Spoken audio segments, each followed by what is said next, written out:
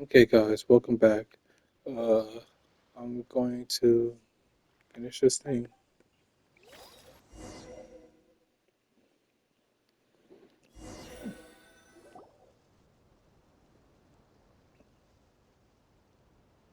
Let's take a look around, like that guy said. You there! Outsiders, halt! Who's there? An armored man approaches you. He has a tall, muscular build and a determined expression in his eyes. Just one look, and you can tell he's fought in his fair share of battles. Although he's trying his best to conceal his current state, his uneven gait and the sweat dripping down his forehead make it obvious that he's been wounded and is in serious pain. I'm the captain of the guard. I saw you sneaking around the city earlier, so I'll only ask this once. State your purpose, or it's off to the dungeons for the lot of you. Wow, it's been a while since someone's been this suspicious of us. I said talk, not whisper between yourselves. Have you ever heard of the Marchese Hunters? Marachose hunters? Ha! That fairy tale, you mean? What, you expect me to believe you're one of them?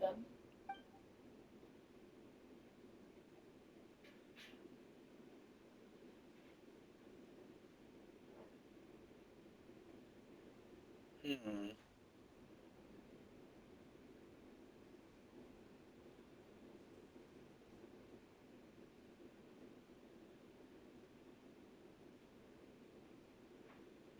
He's hurting.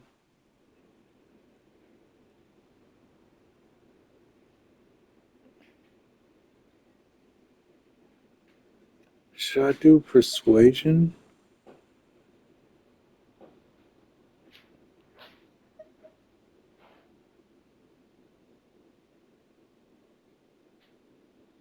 But he haven't revealed that he's hurt.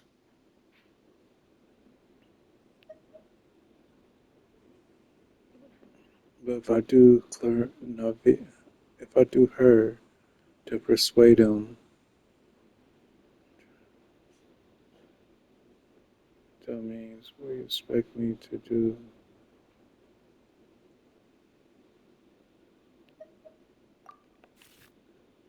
Oh, I lost. Oh, oh, okay.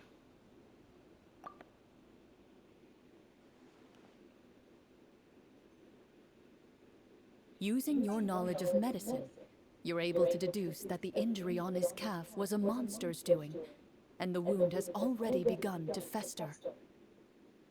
As you check him over, he looks at you with suspicion and retracts his injured leg further back. I'm a doctor by trade. Please, let me redress your wound. You don't have to suffer like this. The man appears somewhat disgruntled at having been exposed, but soon relents and raises his leg for you to take a better look.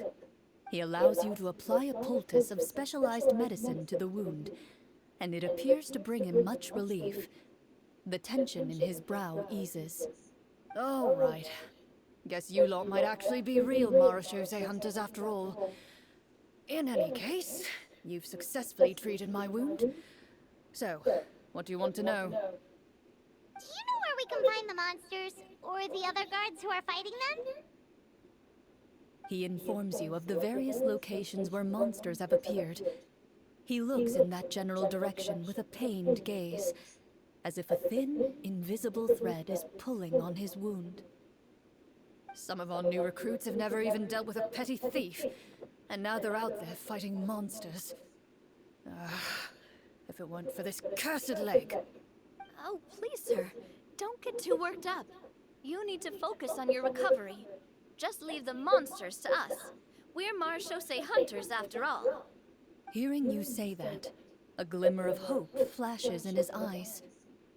But it disappears almost as quickly as it came. Those monsters aren't easy to deal with. But if you insist on going, I won't stop you either. I just hope all the guards will be able to come back to their families alive. I wish you the best of luck.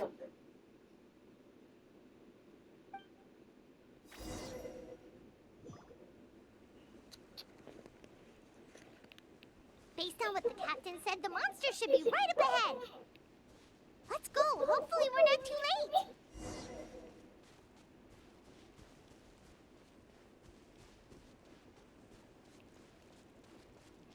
As you approach the battlefield, you see numerous people lying by the side of the road. They appear to be dressed like guards. Their faces are filled with desperation and terror. Some are screaming and cursing in vain, as if still trying to banish the monstrosities they saw from their minds.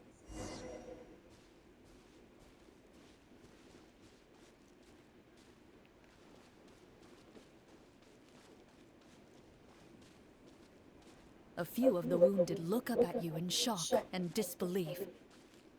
"Quick, leave this place. Turn around and don't look back," they yell.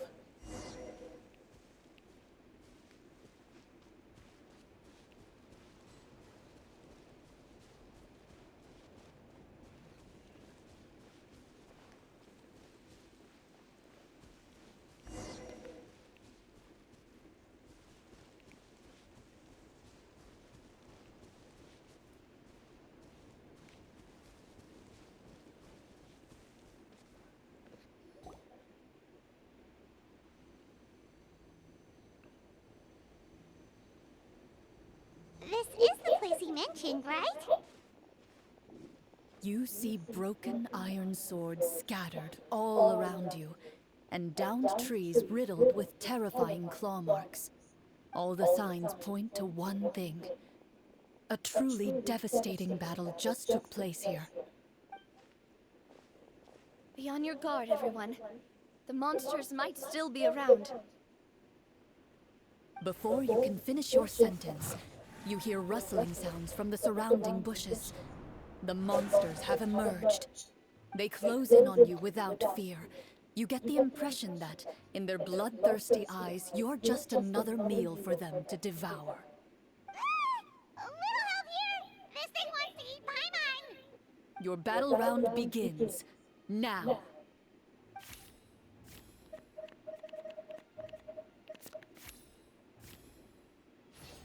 Oh, just barely. Oh my gosh.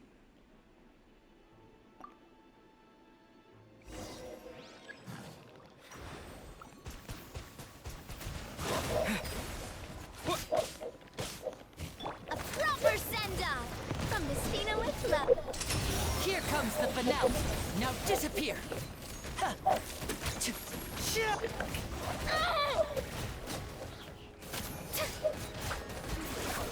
The next battle round begins now. Hey there! Hiya! Ha! Feeling lucky?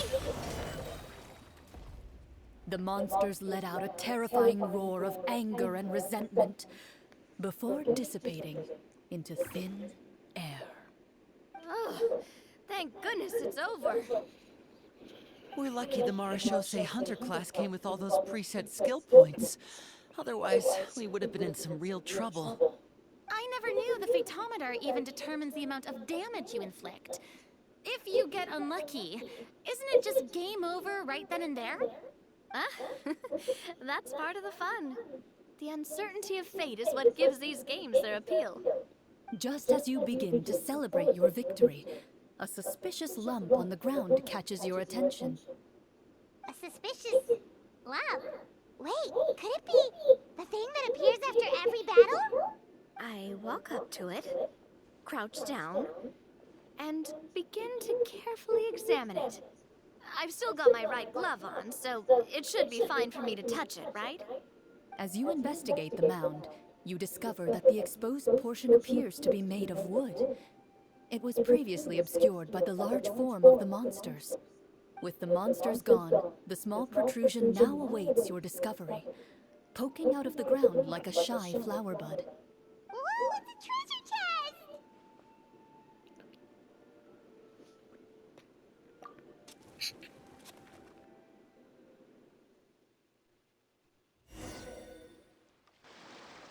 With everyone's help, you successfully excavate the wooden chest from the ground.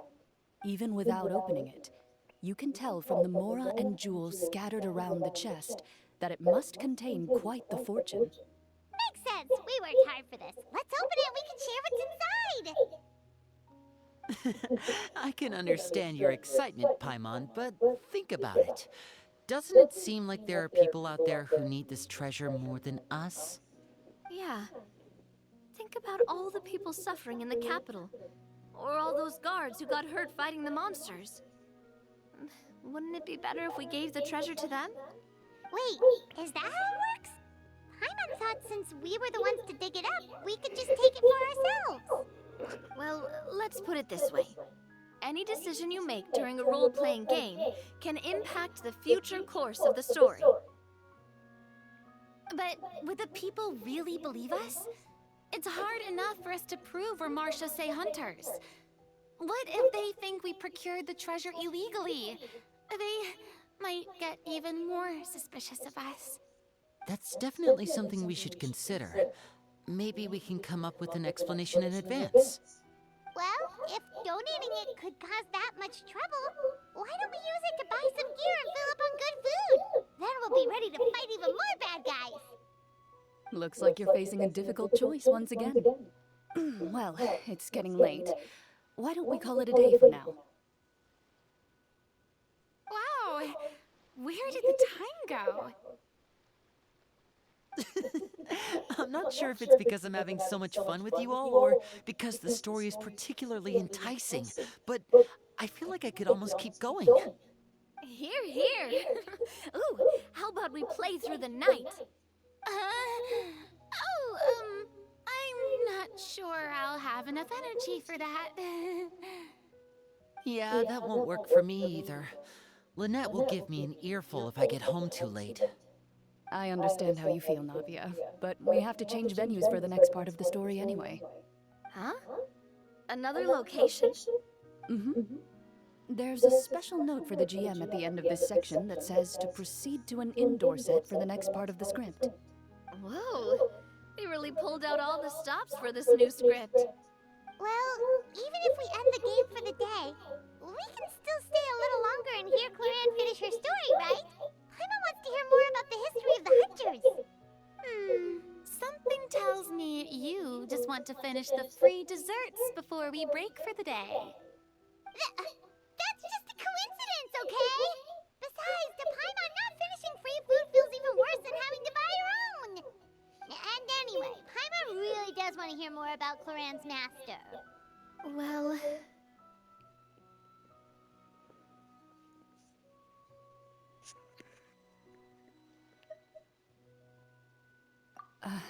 It's nothing.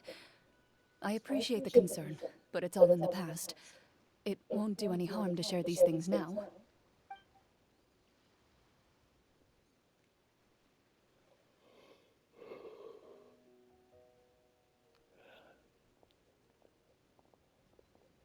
My earliest memories are of living with Master. According to her, she saved me from certain people of ill repute. My birth parents had left me behind some time before that. What a heavy beginning for a life story. Master was a fascinating individual, if inexperienced in the ways of raising children. My first ever toy was a short sword. Although I suppose it wasn't so much a toy as something Master removed from her waist and handed to a noisy child in need of distraction.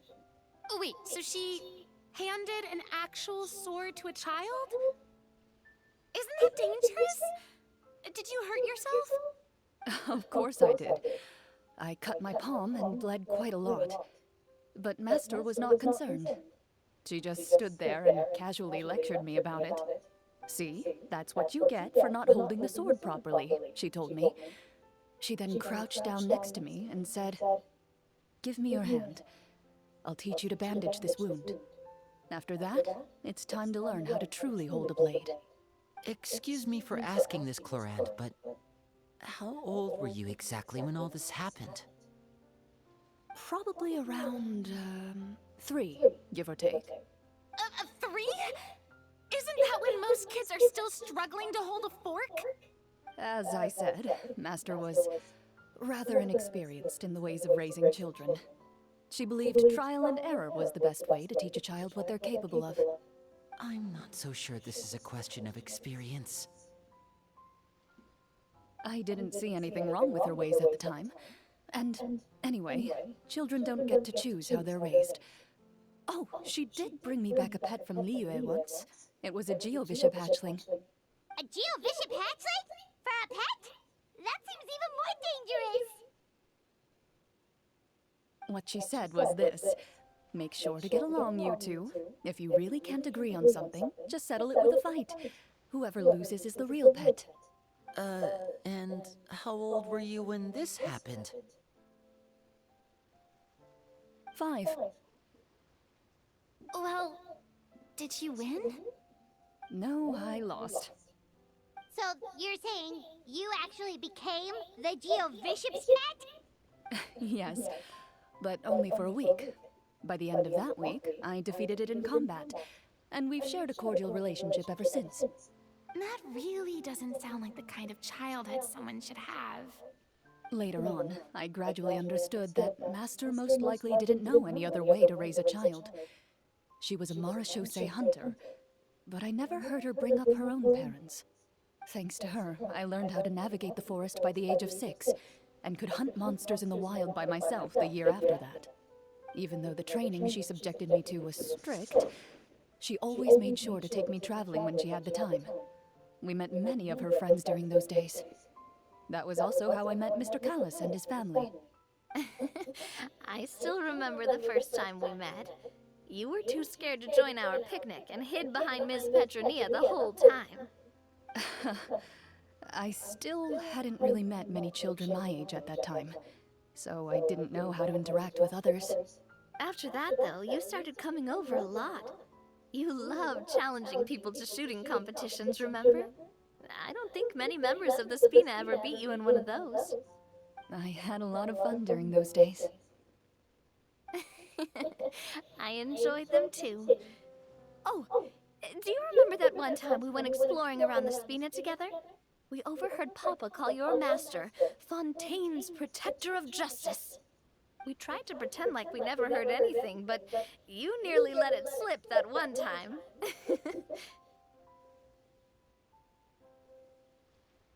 Protector of Justice? Oh, wait, you mean that vigilante hero from 20 years ago? The one who is always active at night? Yep, that would be her. She often would put on a black cloak and go out at night.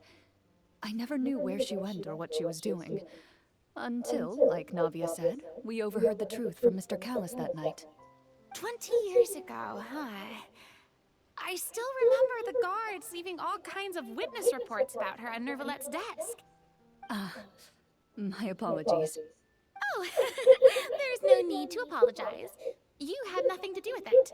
And anyway, everything she did was for a good cause. Although, calling herself the Protector of Order was a bit much.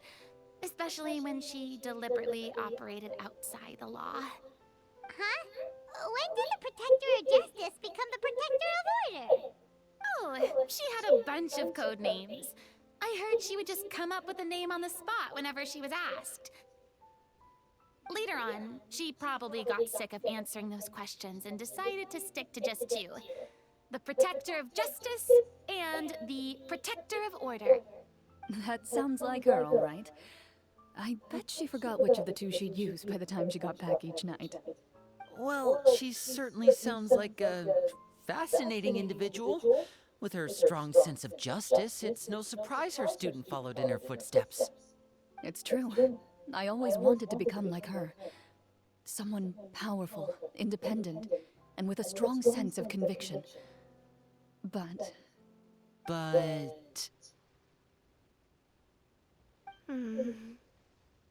She suddenly disappeared the night I turned 10 years old. Disappeared? What happened? I have no idea. She didn't even leave a note. I was never able to find out where she went. That night, I was celebrating my birthday at Navia's house. But Master never came to pick me up. when I returned home on my own. It was to an empty house. When she still didn't appear after a few days, I went to Mr. Callus's house to ask about her whereabouts. But he only shook his head. Papa probably didn't know either. I know he sent a few people to investigate the matter in secret, but they never found any credible leads. Don't worry, I understand. To be perfectly honest, given Master's personality and way of doing things, it all made a lot of sense.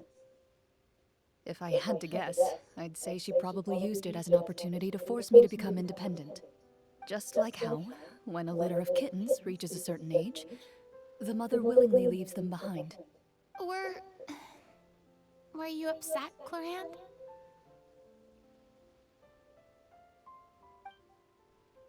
I was at first, but not anymore. I don't believe Master would suddenly disappear for no reason. There must have been something she just had to do. Well, despite everything, you still managed to follow in her footsteps and become the greatest champion duelist in all of Fontaine. You're practically a living symbol of law and justice. I suspect my position would be far too by the books for her. Master always did whatever she pleased. But you're right. I suppose I do take after her in some ways. Who knew Clorinde had such an interesting past? I never had the chance to ask her about it before. I wonder if Clorinde's master were the champion duelist back then. Would that duel against Mr. Callus have gone differently? Oh no. Judging by the atmosphere, Clorinde and Navia are probably thinking something similar. The mood just got super awkward all of a sudden.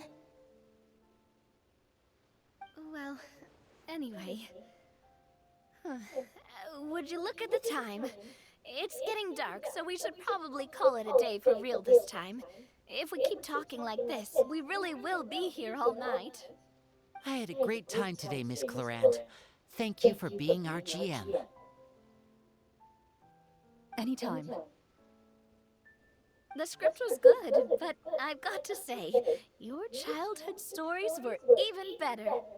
Hey, you should tell us more about that fight against the Geo-Bishop sometime. Maybe your master was onto something. You could be right. What does she mean, onto something? I certainly don't know any 5-year-olds who want to fight a bishop in their spare time. Guess I'll head back as well. I need to save my energy if I want to continue enjoying the story tomorrow. You're that excited to hear about my fight with the bishop? I was talking about the script.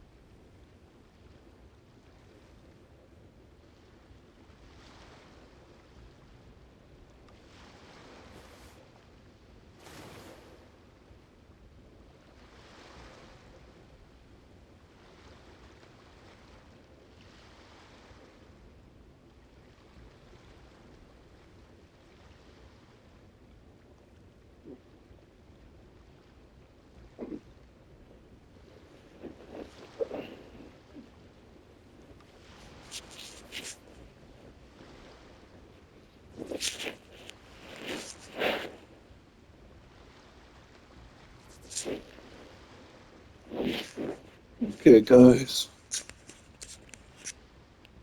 I'm gonna wait until the end. Kind of got distracted a little bit. So, that said, I'm gonna call it here.